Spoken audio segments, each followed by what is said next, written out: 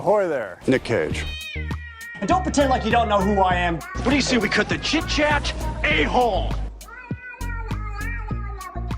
All right, I'm a little tired, a little wired, and I think I deserve a little appreciation. Shame on you! I lost just a little bit of control there, but now everything's cool. Or Whatever Movies with Wesley and Iris. What up, and welcome to Or Whatever Movies. I'm your co-host, Iris, and I'm here with my older brother, Wesley friggin' Ow! Woo! Ichista! and we're talking a movie from 2022 available on VOD and in theaters, The Unbearable Weight of Massive Talent. What is The Unbearable Weight of Massive Talent? You mean aside from being a movie? It is the culmination of our Nicolas Cage Month series. Beginning at the end of July and through August, the Nick Cage Month has featured amazing titles, including Leaving Las Vegas, The Rock, Raising Arizona, Matchstick Men, National Treasure. Am I missing something? We're missing apparently a lot of movies. You know, we knew that Unbearable Weight was coming at the end. This is obviously a full circle kind of thing. But we focused on relatively few of the movies presented in this movie. Oh, yeah. We didn't talk about Face Off. We didn't talk about Con Air. We did talk about The Rock. It's kind of a spoiler for Con Air, but whatever. And then the ancillary stuff. And then there was a deleted scene that had Leaving Las Vegas elements. It had a lot more Gone in 60 Seconds stuff. And he's painted up all face painty like Dr. Caligari, presumably, because we didn't watch that movie either. But on the strength of this movie, Kelly Ray and I sat down to watch both Paddington 1 and Paddington 2. Did it change your life? It didn't, because I'm not Nicolas Cage, but it was cute and great for what it was. I guess the truth in that would be it could make you want to be a better person or whatever. It's the best animated teddy bear movie I've ever seen. Okay, a lot of qualifications there. That's like you saying Wolf Walkers is the best, like... animated thing about wolves, yeah. Had you seen Cabinet of Dr. Caligari? Nope. Like they said, it's like a 100-year-old German surrealist movie. Yeah, but, you know, you generally express good taste. And what does he say about his daughter? So hilarious and like, disconnected. It was like a failure in her otherwise all-around good taste. Sound movie taste, yeah. Huh? And then Javi's favorite movie of all time was Face Off. Now, how founded is that? I mean, look, for our Nicolas Cage Month selections, I tried to choose things that are representative of his body of work.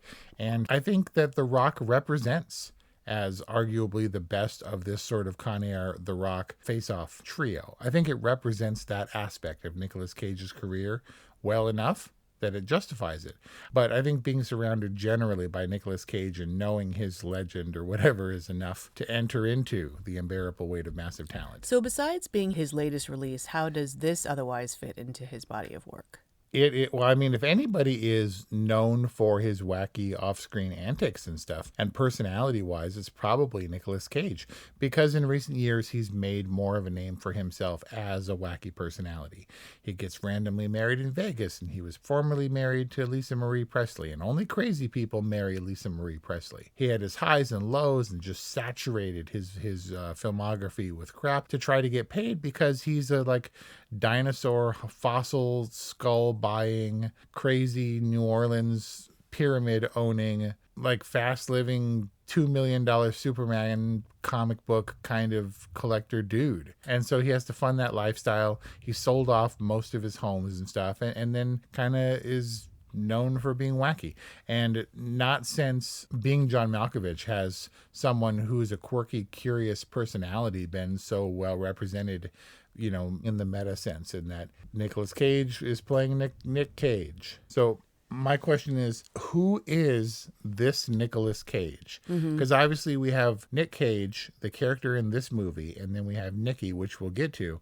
But Nicolas Cage has, I believe, obvious parallels to Nicolas Cage. Nicky more so.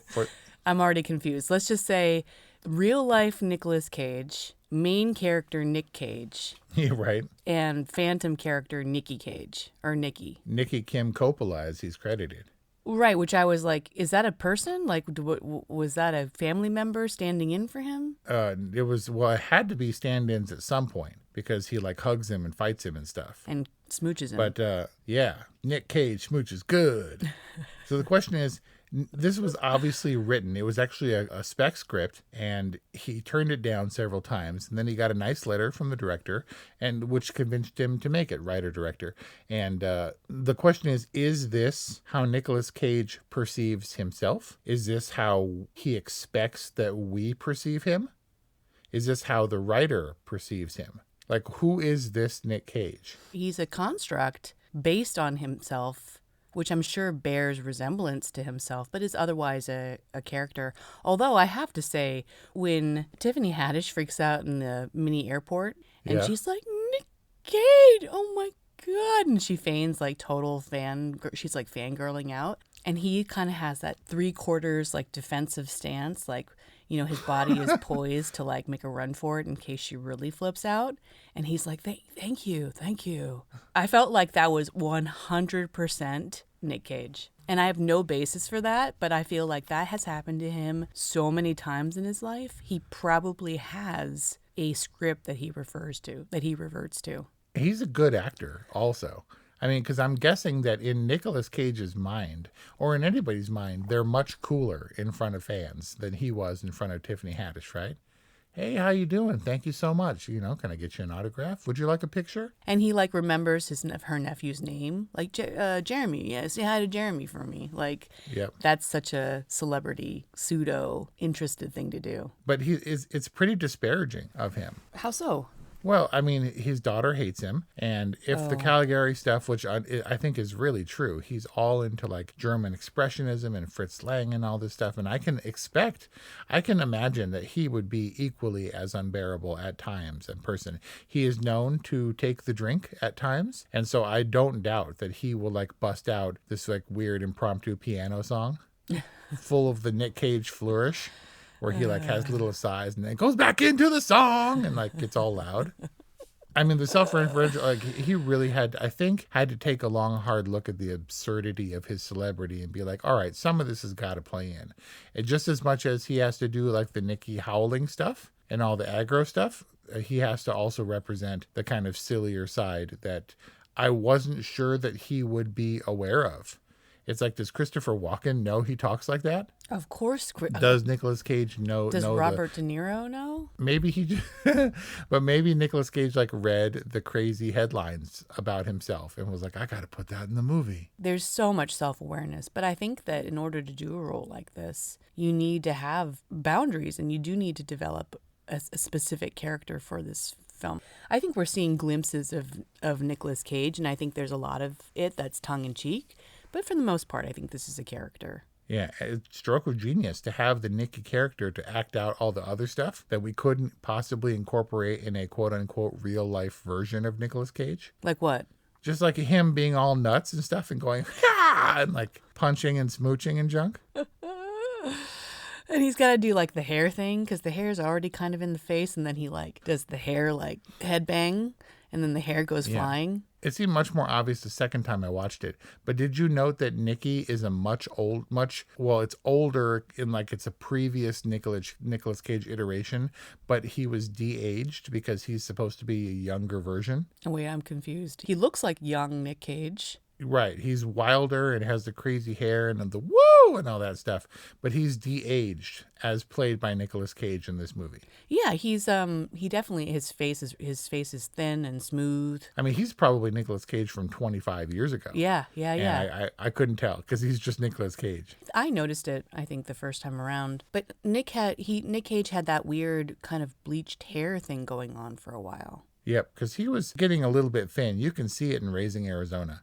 And so I'm pretty sure he had something done. You mean a hair transplant? Yeah. Oh, yeah, it's looking all thick and curly now. Which is, whatever, if you got the money. Yeah, sure. But as is evidenced, the actual Nicolas Cage apparently had to conceal many tattoos for the pool dip scene. And so that's something. And of course, Nicolas Cage, actually maybe not of course, but he has a super goth son and a Superman son and no daughter in real life. He has 2 sons? Does he have a Woody Woodpecker tattoo? No. No. But you would think, doesn't that make sense? Like Jack Sparrow, Johnny Depp would get that Jack Sparrow tattoo on his hand for real. Doesn't it seem like Nicolas Cage should have the Woody Woodpecker from Raising Arizona on his arm? This is a different version of Nicolas Cage. You know what I'm coming to realize? This is a little bit of a multiverse movie. Yeah, I'm getting confused. There are many levels of Nicolas Cage. And in some of the deleted scenes I saw, it gets even wackier. And he references even more of his movie roles. Like he reenacts in a Dr. Caligari black and white setting some of the face-off stuff, and has like a faux, like surreal car chase. All of what we see in The Unbearable Weight of Massive Talent, okay, maybe not all, but all of the character moments that we see in this movie are plausible. You could totally imagine him flying on his private jet to a private island and like flipping through channels and him seeing himself and what that might bring up for him. You could totally see him like, you know, making an appearance at a party and getting paid $1 million to make some small talk. Like, aside from like the government intervention and the whole kidnapping plot and all that kind of stuff, doesn't this seem very plausible? Yeah, absolutely. And the whole point is that it ultimately becomes his and Javi's movie, right? Where he's recruited by the CIA in the middle of his thing. And then it kind of devolves into shooty stuff later on. But that's all keenly aware. It knows that it's going to head in that direction. Just like he knows when Javi is the head of the criminal organization, he like grabs the shotgun from him and like gets all aggressive and moves toward him because they were just talking about, we need a trailer moment. Cut to him shooting, shotguns. It's all very intentional and deliberate and self-referential, and it's aware of how it's going to become a silly like caper type movie. It's a movie within a movie, but it's really a bromance. It is. It's much. He apparently, in a true Nicolas Cage fashion, to make it weirder, thought he believes the Javi role is the best written role in the movie and lobbied hard to play the role of Javi and have someone else play Nick Cage. But he relented when Pedro Pascal signed up. And I have to confess, I did not like that dude at all. Oh. Pedro Pascal, he showed up. I didn't watch The Mandalorian, and he showed up in Wonder Woman 1984, and I hated him. I was like, I hate this dude. Why is Pedro Pascal a thing? He's gross and smarmy and has kind of a thick neck. And then The Unbearable Weight of Massive, I was like, all right. That's fine. Because Kelly Ray was very excited about this movie. Kelly Ray, the sponsor and the originator of Nicolas Cage Month. And she wanted to see it. I was like, oh, let's do it with Pedro Pascal. And then I was thoroughly charmed by this dude. Like, this movie gave me Pedro Pascal as an actor. Aww. I thought he was funny and cute and charming and engaging. And he can also do the screamy stuff really well. But the fake laugh with the tourist, where he does the maniacal like turning and laughing, and then he like breaks down. He's like, no, that didn't work, when they're all on drugs. That was you mean it was brilliant in its horribleness? Yeah, you can't. I was thoroughly charmed by that dude. And he turns right at them. He looks right at them and goes, bah! They were on drugs. They violated the cardinal and ultimate rule of or whatever movies and did many drugs. Many drugs. They were tripping out on LSD. It might be a different movie if you don't like Pedro Pascal in this movie, because the whole point is that he's supposed to be a bad guy who charms you at every turn. And he's so earnest and like, I can't stand here while you read my screenplay. I'm too nervous. Yeah, my heart is beating. Right? He's supposed to be the head of this cartel. And he like, when he does the leaving Las Vegas thing at the bottom of the pool, where he just steps into the water and is drinking at the bottom of the pool, he totally dives in and saves him. Right. Well, you can't have Nick Cage's blood on your hands. I mean, right? That looks real bad. It's a bad look. Oh, man. Even for a cartel drug lord. But is he a bad guy? Javi? Well, Javi he's a bad guy adjacent. Mm-hmm. Because his cousin, the second you see that dude, you were like, well, that's a bad guy, right? With the stupid bleached hair and the Euro earring and junk. Well, and he's so mean to Nick Cage. Yeah. He comes right out and was like, must have been awesome to have been a star. And you're like, aw. But then I also kind of chalked that up in a Spanish kind of way to like, sorry, my English isn't so good or whatever. Like, it's just the abrupt, there's finesse when you're handling babe with kid gloves, a person like Nicolas Cage. And he's just like, don't you wish you could be making movies like that again? But I was so charmed by Javi that maybe I gave his cousin the benefit of the doubt. Yeah, I don't know that you can get away with just being, I mean, aren't you, he's at least an accessory. Yeah, but it didn't matter. I mean, because you couldn't tell, and that was part of the fun of the movie. And then ultimately he's shooting machine guns and stuff. But he's like, Nicolas Cage is like, you want to trade? And he's like, you mean like permanently? And he's like, yeah. And he's like so thrilled and like kind of like, I got Nicolas Cage's shoes. Like he's an unabashed fanboy. And the misdirective, like, you know, if you go into, so you want to see what's in there. If you see, you cannot go back and it will change your opinion of me. And then it's like all like the fan collection, like in the vault that nobody's allowed to see, especially Nicolas Cage. In the deleted scene, he asks for he's like, oh, yeah, I'm happy to be here. What's the Wi-Fi? And you can see Pedro Pascal's face fall. And he's like, it is NATIONALTREASURE 2. And he goes, so National Treasure 2. And he went, yes. Book of Secrets, all caps. Oh, so many good moments. Where did you see the deleted scenes? Just online. I read that the deleted scene exists where he references way more of his movies, and then I had to look it up. It's on YouTube. So good. Look, I mean, it gets pretty close to being silly, right? It's a very bare bones premise, but you have to understand that the movie that they're writing and which ultimately comes to bear on the screen is happening in real time as they're doing drugs and figuring it out. And I guess it's a fairly thin ruse or reason for a movie to exist, but it works. And you have to be charmed by Nicolas Cage, as most people who see this movie, I'm going to argue, are. And I was thoroughly charmed by Pedro Pascal. Otherwise, the wall scene, which is laboriously laid out in the trailer, isn't going to work for you. You have to like them and not think it's just stupid. You know, we were talking about how Javi can't have Nick Cage's blood on his hands. Like you can't invite Nick Cage to your birthday party and then have him drown in your pool. Like, how can the CIA be so unconscionable as to like put Nick Cage in their service and then kind of treat him so badly? Like, it starts with them throwing him into the van. Like, why do they need to do that? They don't need to make a point. Say, excuse me, you know, Nick Cage, we're with U.S. government. We need you to come with us. And I think that's why this is a Nicolas Cage movie, because I'm not sure that that's real. I'm pretty sure that the story goes that rich guy Javi invites a movie star to pays him $1 million to come to his birthday, but surreptitiously wants him to read his screenplay, and Nicolas Cage doesn't want to do that, but offers to have a movie adventure with him on his ready-made island. Or whatever. So it is the movie, them hashing out the details. But once he's enlisted in the plot and Javi is a bad guy, I think it becomes their movie. And it slowly morphs into that movie until it goes full Demi Moore at the end. And that's when we are made aware of the fact that we have been watching the movie. But I'm pretty sure that Javi was just a bored rich guy on drugs. Don't you think? Yes. But how does that connect back to the CIA employing Nick Cage? Because it's not very well written. I see. It's just like, and you come to my island and then the CIA believes I am a bad guy, you see? I mean, they put him in major peril. Like, they're sending him out like he's their agent. Like, he's so untrained for it, like in this environment. But I guess it doesn't matter because you're saying the movie's playing out. Right. And then says, well, I mean, you know, now you got to kill him. If you want to get out of there, you're just going to have to shoot him. So call us when you're done. You know, and then there's the Javi also being instructed to kill Nicolas Cage. Like, it's absurd on film, and we know it. And I guess you get a pass because of the trickiness of it being ultimately part of their movie together. I mean, aside from where the movie takes over, the film still needs to function narratively. Like, I get it that it gets a little wacky, and that's part of the movie that they're spontaneously developing.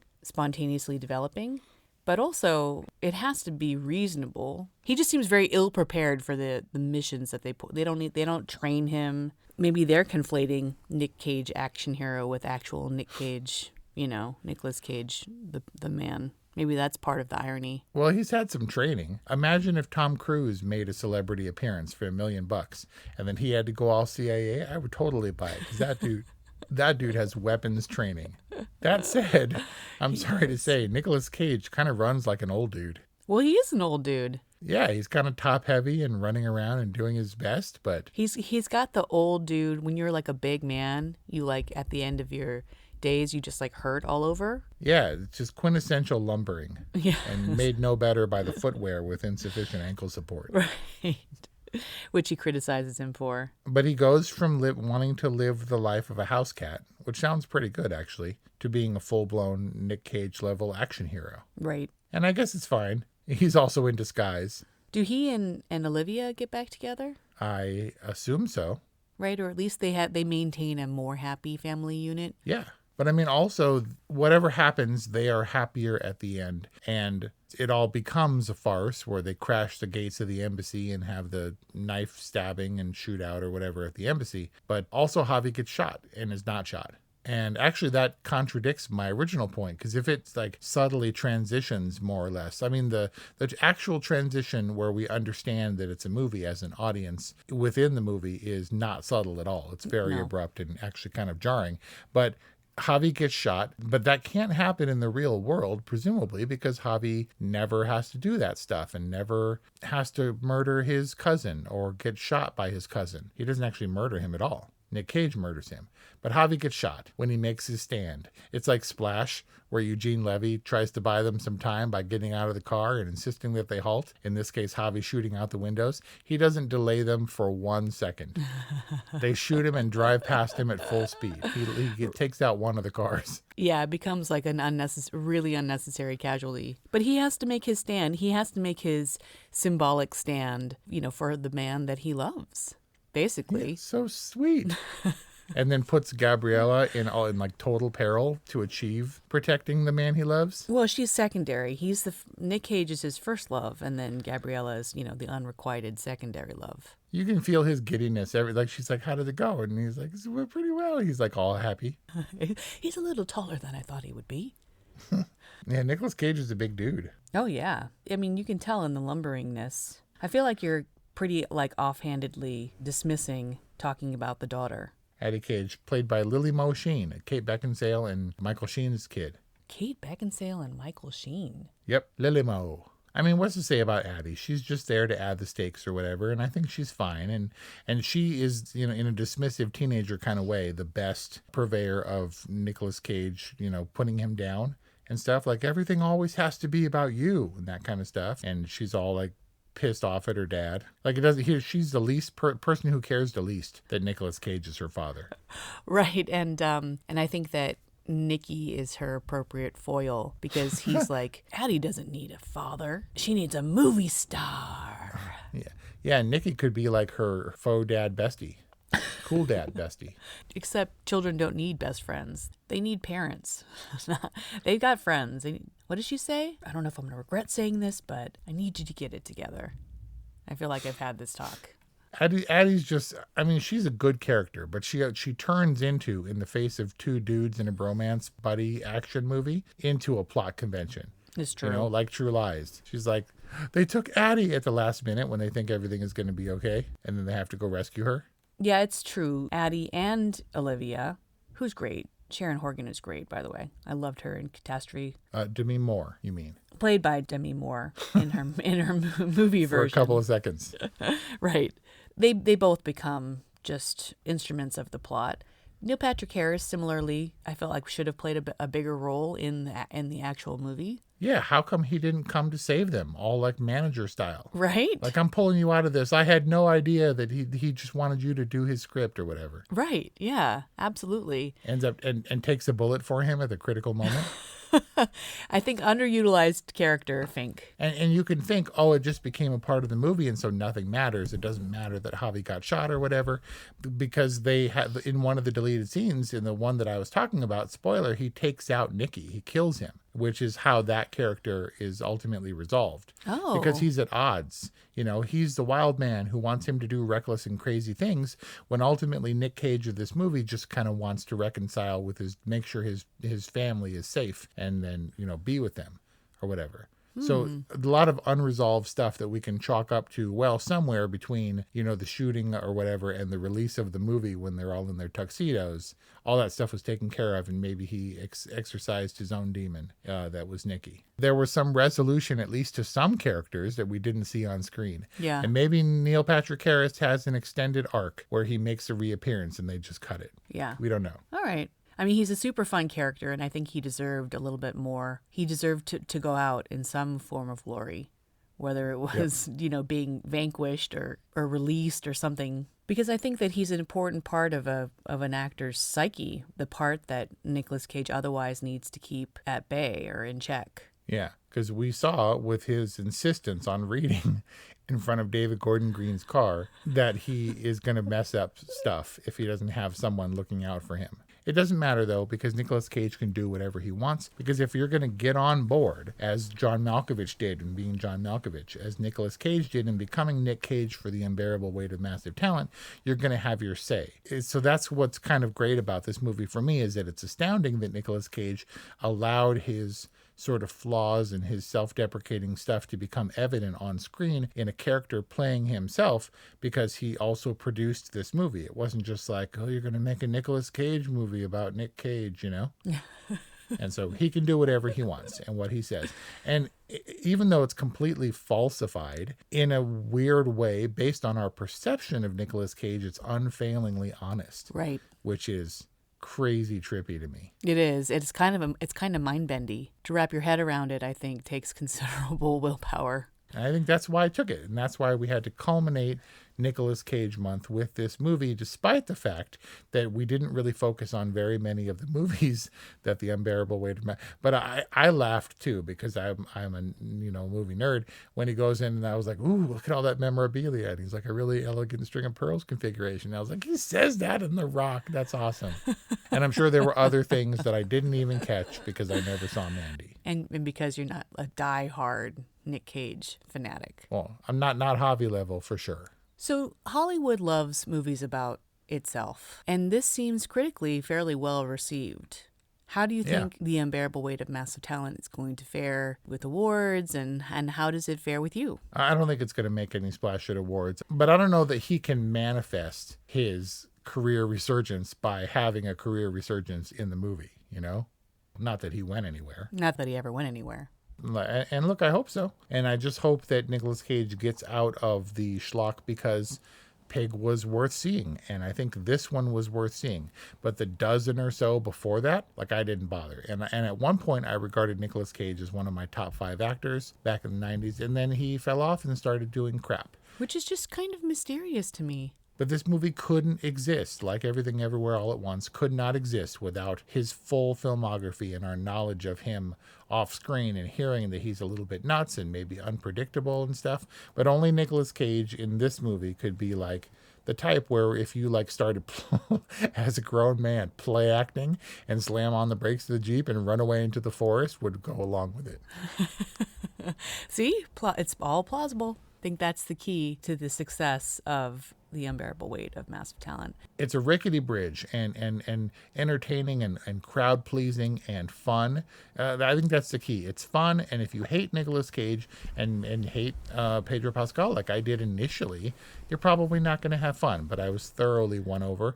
I wouldn't say this is deep cinema as much as Nicolas Cage maybe wants it to be. This movie, for the first time, gave me a Nick Cage that I found to be thoroughly charming and star-worthy. And obviously this movie doesn't exist without him, but I think we should definitely give a shout out to the filmmakers, right? The writer, director, huge props to Tom Gormican, and to Nicolas Cage for doing something fresh and different, and for the good-natured kind of exploration of what we might perceive of his celebrity. I don't know that we're ever going to know the real Nicolas Cage, but he's pretending like we do get a glimpse of it. And hopefully he can keep on truer footing despite his choice of footwear moving forward in his career. Well said. And a fitting culmination to Nick Cage Month. And your final rating is? It can't be a totally, because it's fun and it's a movie lover's movie and a Nick Cage lover's movie, but it's an all right movie in general. And it's like Come praise. on. I like honorary totally. watching this movie. Give this an honorary totally. So we'll do Peter Jackson, Lord of the Rings, Return of the King. Let's give it a low totally, I guess, based more on the culmination. So basically, yeah, like you get the Oscar because all the other movies were really great. Right? As Kelly Ray said, Nicolas Cage is a national treasure. And so I will give Nicolas Cage's body of work, that on which we focused anyway, a general totally. not for all the other crap. I think it's fitting. And likewise, I'll give The Unbearable Weight of Massive Talent a good. So there you got it. A low totally from Wes and a good from Iris. For all of it, for The Unbearable Weight of Massive Talent is the culmination of not only Nicolas Cage Month, but also Nicolas Cage's oeuvre. Please give us a 5-star rating wherever you get your podcasts. And please reach out to us because we love to hear from you. 818-835-0473 or whatevermovies@gmail.com. Follow us on social media @orwhatevermovies and let us know, what is your favorite Nicolas Cage movie? Thanks for listening. We'll see you next time.